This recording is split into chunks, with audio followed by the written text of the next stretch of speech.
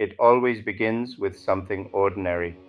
That is what makes stories like this so unsettling. No one expects horror to creep out of wrapping paper on Christmas morning.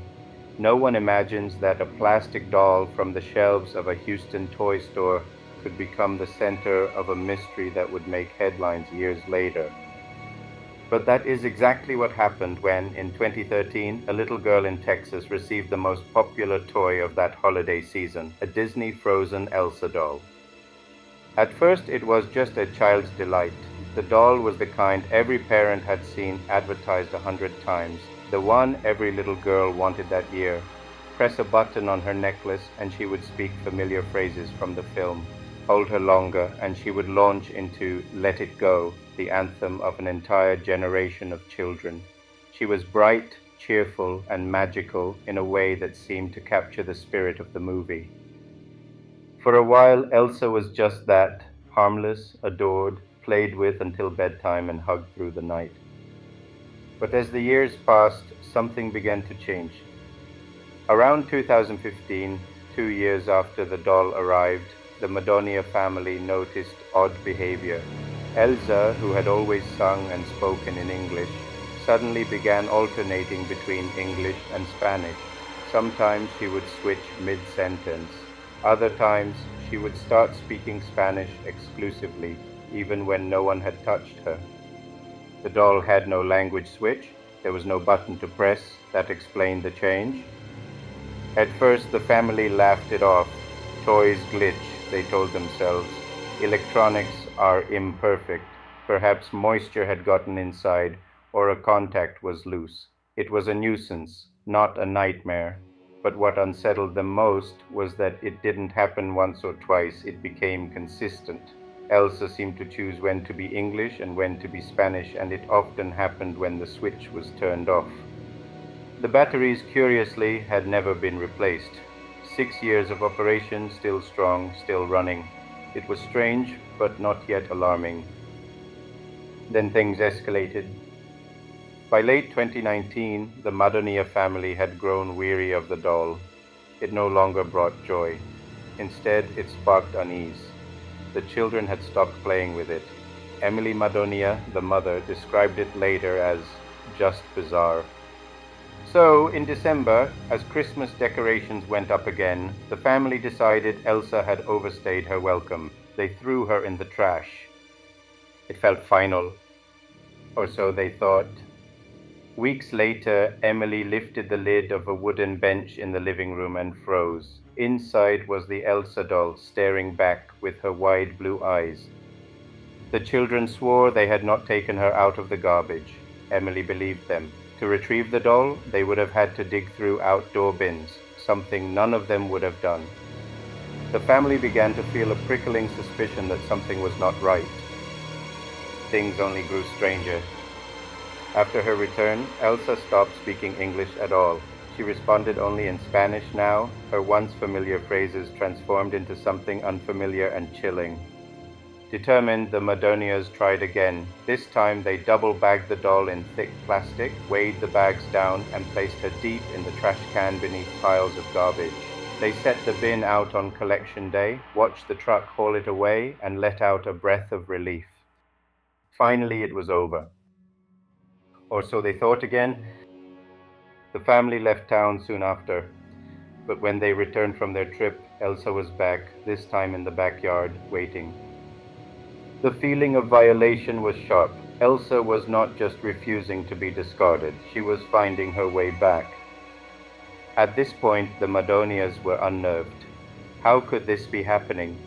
They began to mark the doll with scribbles of black marker, just to be certain they weren't confusing it with a replacement. Each time Elsa returned, the markings confirmed it. This was the same doll, not a trick of memory.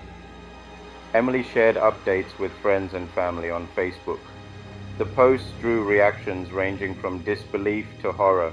Some joked about haunted dolls in horror movies. Others urged her to burn it, though Emily worried about toxic fumes. Still others suggested that a prankster might be sneaking the doll back, though the logistics made that explanation unlikely. Ultimately, Emily decided the doll had to leave Houston altogether. She mailed it to a trusted family friend, Chris Hogan, in Minnesota. She gave no return address, ensuring that the doll could not find its way back through the postal system. When it arrived, Chris taped the doll to the brush guard of his Jeep, a kind of symbolic exorcism. He joked online that if Elsa caused him any trouble, he would weld her inside a steel pipe and sink her in a lake. As of early 2020, the doll had not returned to the Madonia home. The story quickly spread beyond the family's circle. Local station KPRC2 Houston reported on it, quoting Emily directly. National outlets and entertainment sites picked it up, fascinated by the mix of humor and horror. Headlines labeled Elsa the haunted doll that wouldn't let go. For many readers, it was a curiosity, a modern urban legend come alive. For the Madonias, though, it was personal. They had lived through the eerie returns, the unsettling voices, the sense that something in their home was beyond explanation. Skeptics have offered several theories.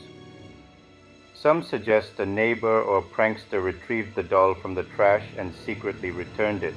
But the doll's reappearances inside the house and later in the backyard make that unlikely, unless someone was willing to trespass repeatedly. Others point to toy malfunctions. Perhaps a stuck button or faulty circuit caused the language shifts. Maybe humidity or battery corrosion triggered random activations. But this doesn't explain how the doll physically reappeared after being discarded. Then there is the possibility of exaggeration or misremembering. Stories, after all, can grow in the telling. Yet the consistency of the Madonia's accounts, the physical markings on the doll, and the widespread media coverage suggest that at least the central facts remain true. They tried to throw the doll away multiple times and it came back. What makes this story linger is not just the eerie details, but the symbolism. Dolls have always occupied an uncanny space in human imagination. They are human-like yet not human, comforting yet eerie when the line blurs. From Victorian porcelain dolls to Chucky in Child's Play, they embody our fears of the inanimate coming alive. The Elsa doll case feeds directly into this tradition. The doll is not old or antique. It is not covered in dust from a century ago. It is mass-produced plastic from a blockbuster film, and yet it behaved like something out of folklore, refusing to be discarded, insisting on presence. The Madonias never reported violence, only persistence. Elsa did not harm them. She unnerved them. That is what makes the story so powerful. The haunting was not about blood or shadows, but about control. A family could not control an object they believed they owned.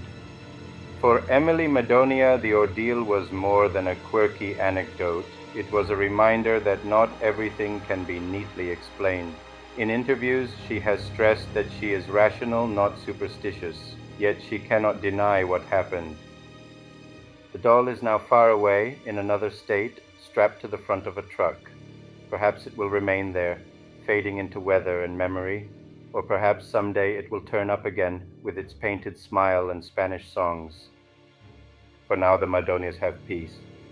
What are we to make of it? Was it a prank pulled with perfect precision, a malfunctioning toy that coincidentally reappeared again and again? Or was it something stranger, something that touched on the edge of the supernatural?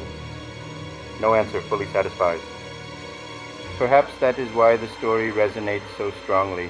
It reminds us that even in our world of science and logic, mysteries still seep through the cracks. A doll in a Houston home, a child's gift meant for joy, became a symbol of the uncanny persistence of the unknown. The Elsa doll would not let go. And maybe that is the most chilling truth. Sometimes what we try hardest to discard, fear, memory, the inexplicable, has a way of finding its way back.